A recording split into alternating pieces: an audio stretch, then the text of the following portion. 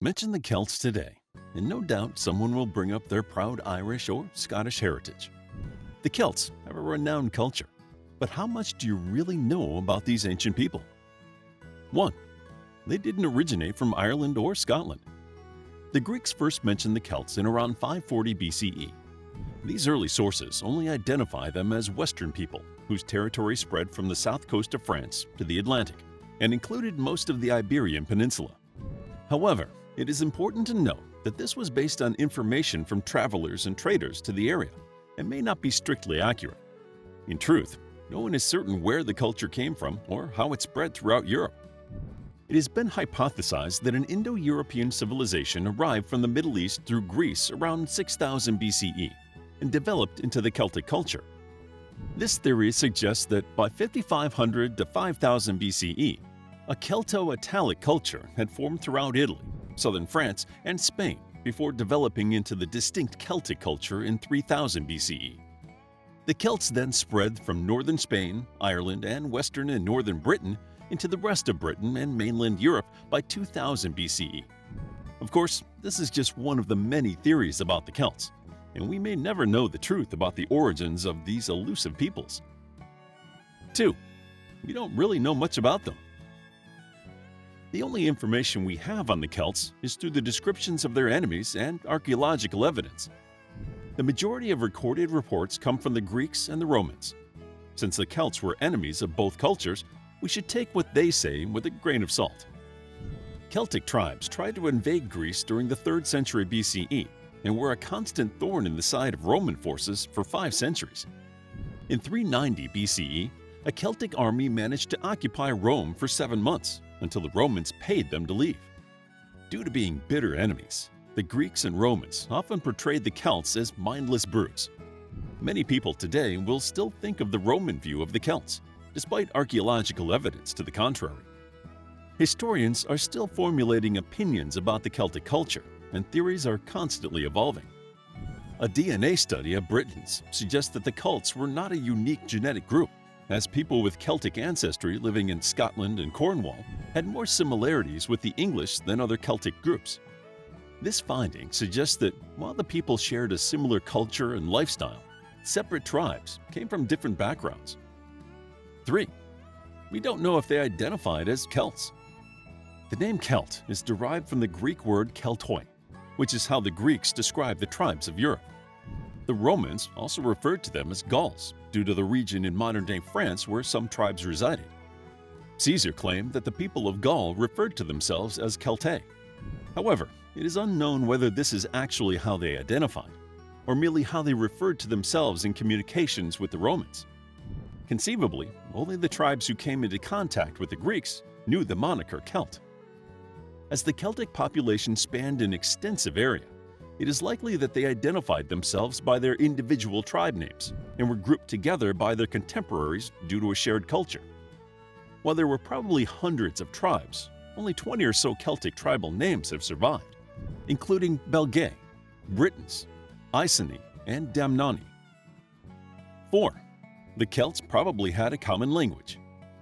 Due to the spread of a distinctive culture over such a large area, it seems that all Celts were able to communicate complex ideas with each other.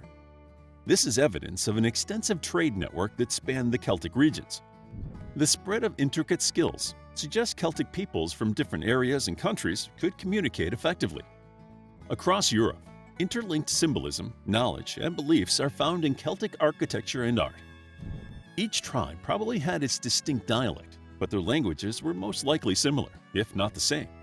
Of course, it may have been that there were people in the tribes that were multilingual and could communicate ideas with others before translating them to the rest of their clan. However, the Celtic languages that have survived have striking similarities. 5. Celtic languages are still spoken today. Of the 6 languages still spoken, 4 have been living languages for some time, meaning they were in use, and 2 have been revived in recent years. Welsh, Breton, Irish, and Scottish Gaelic are the older living languages, with Cornish and Manx being revived in the 21st century. This is no small feat, since the Romans and subsequent rulers tried to wipe out the Celtic language and identity. These languages are grouped into 2 branches: The Gaelic or Goidelic branch consists of Irish, Scottish Gaelic, and Manx from the Isle of Man, located in the Irish Sea. The second branch, the Brittonic branch, includes Welsh, Cornish, and Breton. The languages in the same branch have many similarities, while the two branches have distinct differences. However, this does not mean that they did not develop from the same root language, as the two branches had thousands of years to diverge. 6. The Celts were wealthy. While the ancient Celts are often portrayed as primitive barbarians, they had a monetary system in place that aided their economy and trade network. The earliest Celtic coins were made of pure gold and were copies of Greek coins used by Philip II of Macedon. It is thought that the knowledge of coins traveled through the Celtic regions after encounters with the Greeks, especially as Philip II and Alexander the Great used Celtic mercenaries. Before coin usage, it is thought that some of the Celtic tribes used swords as currency. Celts used gold and silver for coins and various combinations of tin and copper, and hordes of up to 40,000 Celtic coins have been found throughout Europe. Historians now believe that the real motive for Caesar starting the Gallic Wars was to get his hands on the gold deposits in Gaul. 7. The Celts were well groomed. Hygiene was especially important to the Celts, as was style.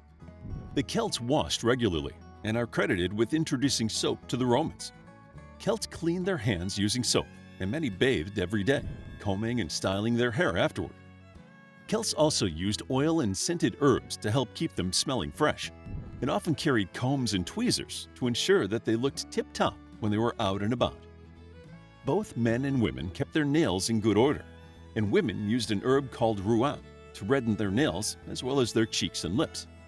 Both sexes liked to adorn themselves with brightly colored jewelry. Celtic clothes, made from wool, linen, or animal skins, tended to be also brightly colored and were of such high quality that they were exported into the Roman Republic even before the Roman invasion of Celtic lands. The Celts prized physical fitness and had penalties against being overweight. Some sources say that tribes had a belt or girdle that was expected to fit all members of the tribe. Tribe members were punished for being too soft or growing a belly that did not fit into the belt. But it was the Celts' hair that was at the forefront of their fashion. The Celts generally wore their hair long, and they would often use chalk or lime to lighten the color. Men would also use these materials to shape their hair into spikes to intimidate their enemy when going into battle, although they could not do so until they killed an enemy. Men wore beards often styled into forks or squares, and long mustaches curled at the ends. Both men and women braided gold strands into their hair and used decorative pins, beads, ribbons, and stones. 8. Women's rights were protected by Celtic law.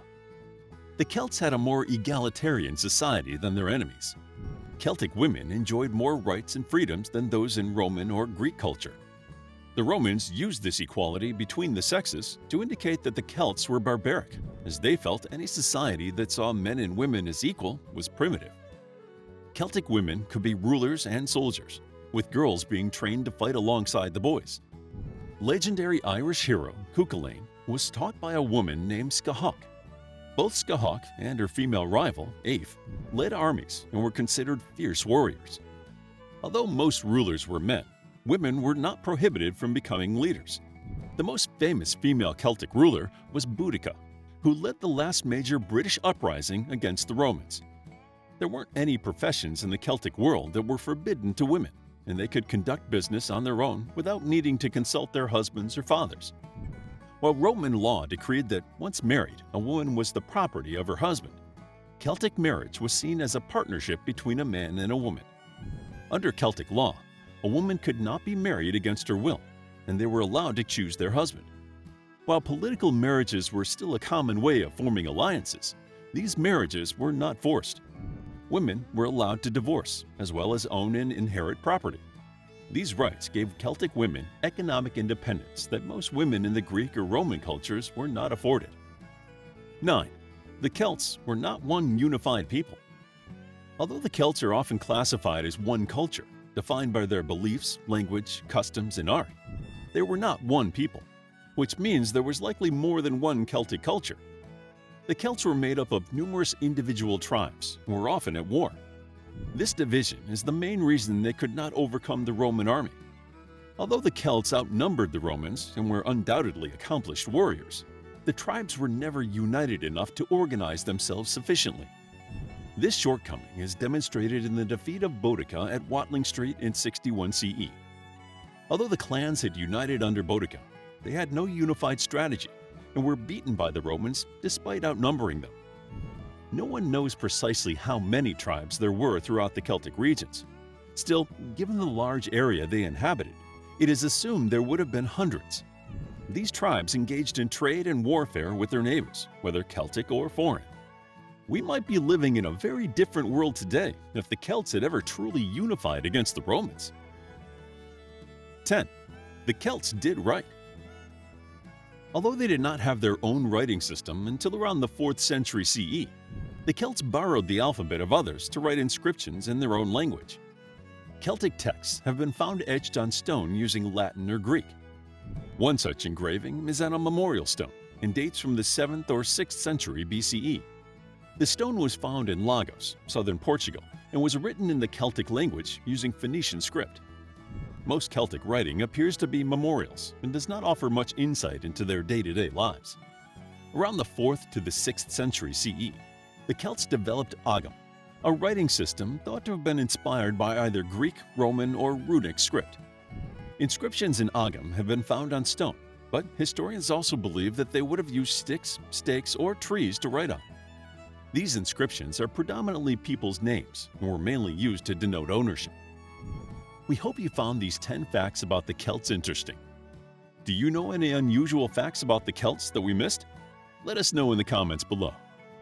To learn more about the Celts, check out our book, Celts, a captivating guide to ancient Celtic history and mythology, including their battles against the Roman Republic in the Gallic Wars. It's available as an ebook, paperback, and audiobook. Also, grab your free mythology bundle ebook while it's still available. All links are in the description. If you enjoyed the video, please hit the like button and subscribe for more videos like this.